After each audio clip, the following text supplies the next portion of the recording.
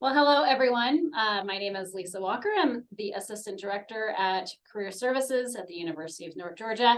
And we are doing another Employer Spotlight today. And I am so excited to introduce you to Jake Moran. And he is a realtor with Keller Williams. Thanks for joining us today, Jake. Yeah, thanks for having me. Yeah, absolutely. Well, let's go ahead and get started. So let's find out a little bit more about what you do and about Keller Williams. Can you tell us? Keller Williams is the largest real estate brokerage in the country. We're the largest training organization actually on the planet. And I work out of the Gainesville, Hall County office, but we have 13 locations over the Atlanta metro area within our brokerage. And what was the first question? Just tell us about Keller Williams. Oh, about Keller Williams. The reason that I joined Keller Williams, I guess when I started, is I had been in the real estate industry for 11 years. So worked for a home builder, built my first house, worked for a land developer for 4 years, ran a property management company for 7 years. And I knew even after those 11 years or so that I knew what I didn't know, which is what I do actually in our office now, which is train agents. So I'm an active realtor, and I'm the productivity coach at our office, which means I train agents who are new or struggling in their business, or maybe just need to go from kind of where they plateaued to the next level. And so that's what we do. The opportunities that I saw coming in to Keller Williams really didn't even scratch the surface of what I've come to find out after I guess about 4 or 5 years with our broker. So I'm happy to share any of those that we want to get into. Yeah. Well, I think if you asked anyone, what does a realtor do? And they're going to say, well, they sell properties, but I'm assuming there's a bit more that goes into it. Can you give us maybe a screenshot, a snapshot of a day in the life of what all a realtor might do? Gosh, that's that could be like an hour-long thing by itself. So you're part psychologist, you're part researcher. You're probably, I don't know, I don't want to say part politician.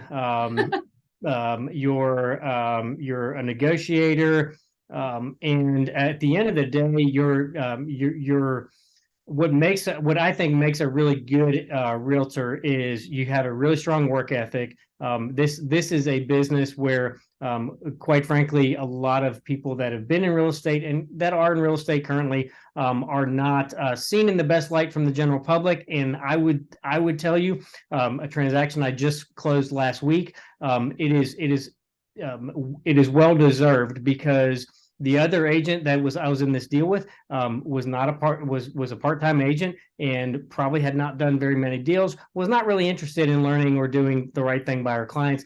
And so in a situation like that, there's not a whole lot of roles in life where you're legitimately doing someone else's job alongside your job to protect effectively everyone's interest in the deal. And it's a very challenging job. It's way harder than anything you see on DIY or HGTV or anything like that. I tell people all the time, we don't need a script. I just need a film crew to follow me around. I will provide plenty of material for your miniseries, because most people, when they get into it, they all subsequently say the same thing. I have no idea how hard it was. And there is a very high attrition rate in our business of people who get the real estate license, and people who fall out of real estate. It's about 50% that get their license, don't close anything in their first year, and 80% are out of real estate within two years. Wow. And the reason for that, while that's kind of a scary number, you got to think, okay, what is that 20% that's staying in it? What are they doing that the other 80% aren't? And it's getting trained well and understanding that you better treat it like a job. If it's going to be a hobby, don't expect it to be any more than a hobby, which is you get to it when you get to it kind of thing. But if it's your way of providing for your family, your way of accomplishing your goals in life, like the agents I train, I'm like, if you treat it like a job, it'll treat you like you're the employee and the employer. And that's one of the things that is a draw and is an attraction to a lot of people about real estate, is you get to be your own boss. But as I share with people all the time, if you're not showing up for work today, no one else is coming in either. So most people have never been in an environment or role position that it's like that. This is just kind of the surface of a lot of the things people don't really think about when they get the real estate license, where most people kind of think, well, I like looking at homes and you can make a lot of money and blah, blah, blah. And those things are and can be true. But there's a lot of follow-up. There's a lot of, just learning the stewardship and the fiduciary aspect of, any piece of real estate is a big number attached to it. It's a lot of vested interest by the parties involved, especially buyer and seller. And so you better know what you're doing if you're going to be involved in the equation. And that's part of what I do. And before I did that for our office, someone was training me to do that as well. So that is a significant difference with Keller Williams versus pretty much every other brokerage, is we put such a high premium on training, because we know how important the process is, and taking care of people are. So yeah. Well, it sounds like Keller Williams obviously has a very strong work ethic in the sense of making sure that you as the realtors are knowing what to do, how to provide for your clients, and just be successful. So that kind of leans into the culture of the company. Mm-hmm. Can you talk a bit more about that? How do benefits work as a realtor and things like that? So one of the things about pretty much every office with Keller Williams is you have what I would call support positions. So you have someone who is kind of like your finance accounting person in the office. So when you're approaching a closing and you're not sure if something's done right, or you're getting ready for tax season like we're about to, just making sure that you have someone that is in that niche of expertise that can help you with that. You've got someone which would kind of be the equivalent of like an office manager, which is all of your kind of your catch-all stuff. So I actually referred somebody just a few minutes ago that had a question about something, and I was like, just ask Carrie. Like Carrie's there to help you with that. We have a front desk person, and we also have brokers who are all they do is make sure they know what the answers, the correct answers are to give you. And so each of our offices has a broker who his whole job is making sure when he gets this out of left field situational question, that he calls you back in a very short period of time with an answer that is by law, by date, factual and accurate, so that you don't need to know all of the nuances and all the complexities and all the weird situations. You have a go-to person that you can ask. And as long as I've been doing this, I probably call him 5 or 6 times a year, because every deal is different and every situation is different, to where I need to make sure that my clients are getting real and accurate information. And quite frankly, if somebody on the other side of the transaction is doing something that you're not quite certain is right, you have somebody who really knows the answers. And that's a lot of brokerages. And it's surprising because you kind of think like, well, that should be like a thing.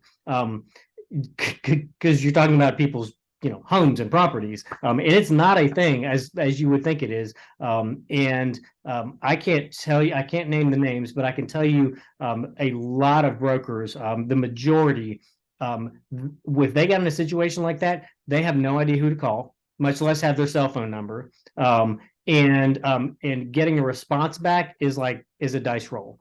And when you're talking about stuff like this, like it's a big deal when it's a big deal. If it's, if it doesn't come up, it doesn't come up, and you're like, okay, but when it's a crisis and you need an answer like that, whether it's administrative, accounting, brokerage, like you have all those resources.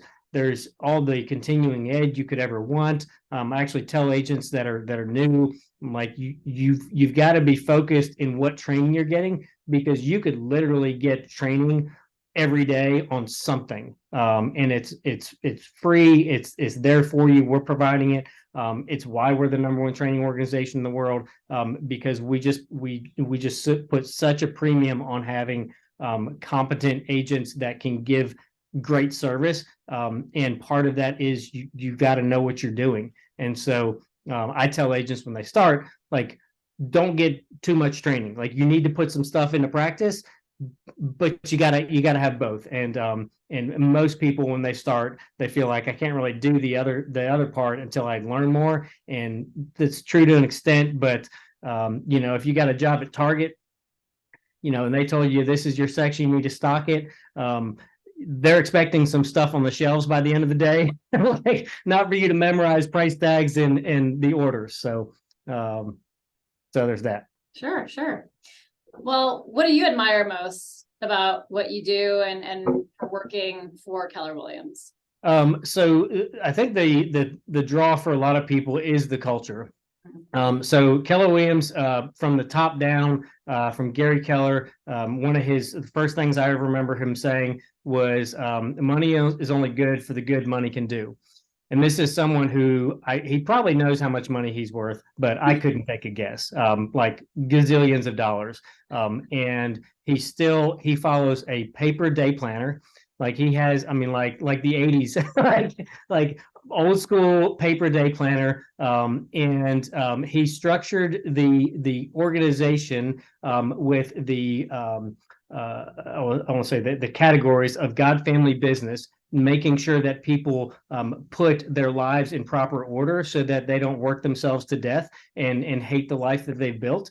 And one of the things that we do as a group, and as individuals, is we do basically a business planning clinic every year in the fall. And the first thing you put on your calendar for the coming year is your personal time. You're going to put vacation time. You're going to put, if you're going on marriage retreats, if you're doing stuff with your kids, you're putting all that stuff in your calendar first. And then you're building your business around those things, and you're keeping those things in proper order. And we do that every year. And that starts from the top down. They don't tell you to work 80 hours a week to try to build the brand and the business. They want you to have, lives worth living and businesses worth having. And that's kind of how we would formulate that. The other part of it is we are the only really agent-run brokerage. And what that means is, in every office you have an ALC, which is an agent leadership council. So I've been on that in previous years. I'm not on that currently, just from a time perspective. But you effectively have agents who are part of each office, making decisions for each office, in terms of what we do in our community, what we bring into the office. And there's all sorts of things like that, where the agents are really at the center of the business, not the CEO, not your chief officers. Everything is structured around, how do we make and create the best life and business for the individual agent, because we know that's the best way to build the business and build the brand in the long run. And it's worked very well for them. So I think it's a good plan for most employers, but it's very unique in the real estate space, which a lot of people think as a very dog-eat-dog kind of industry. When I started, and we'll just wrap up on this question with this. When I started, I had a friend who was in the office, who's still an agent in our office, and I called him and I said, just level with me. Like, what's it really like there? And he said, I'll never forget it. He said, everyone genuinely wants you to be successful. And I'm like, that is such a load of baloney. Like that's not a thing. And I can tell you, as sure as the chair I'm sitting on, Everybody genuinely wants you to succeed. And we know there's way too much. It's the mindset of, we know there's too much business for any one person to handle. So we're going to help each other, because we know there's going to be seasons and challenges where we need help. And when it starts from the top, and that's the culture you build in your organization, you don't have to, feel like you're in a used car dealership where everybody is trying to, cheat in position to get the next client walking in. So. Got it. Well, let's wrap up with you telling our students how can they learn more about maybe working with Keller Williams in really any of the types of positions that you mentioned, Yeah. or maybe specifically as, being a realtor. Yeah. So, so if you don't want to be in a sales position, I actually never wanted to be in a sales position. I just found out over the course of time, I've got a good work ethic and I'm good at helping people. And then I figured out that everybody needs a home. So that kind of has how that happened. But there's some people that you don't want to be in a sales position, but the accounting side of thing and the financial side of thing, like, is a real draw to you. There's positions in our brokerage for that. Administrative, there's, from a corporate perspective, there's marketing positions and things like that. You have my information. Everybody can email me. I'm happy to sit down and talk. Usually on campus, once, maybe twice a semester, to share. You can go to you can just Google Keller Williams Realty. Our office has if you were interested in getting your license, our office has a pre-license exam or a pre-license class that you can do online or in person. So the nice thing about our brokerage is, if you do the pre-license exam through the Atlanta Partners School, and you join the brokerage, on your first closing, they reimburse you for the cost of that. So it effectively comes back to you. So there's all sorts of things you can look up. And yeah, there's I guess probably specific questions, they can just email me or call, text me or whatever. We'll set up a time to talk. Yeah, you've been good at that, so thank you for that. Yep. All right, Jake. Well, thank you so much. I've learned a lot about what the life as a realtor might look like, and I hope you all have as well. And if you ever have any questions about any jobs, but specifically about what it would be like to work for Keller Williams, please reach out to Career Services. We're here to help you, and we look forward to seeing you. Thanks, Jake. Great. Thank you.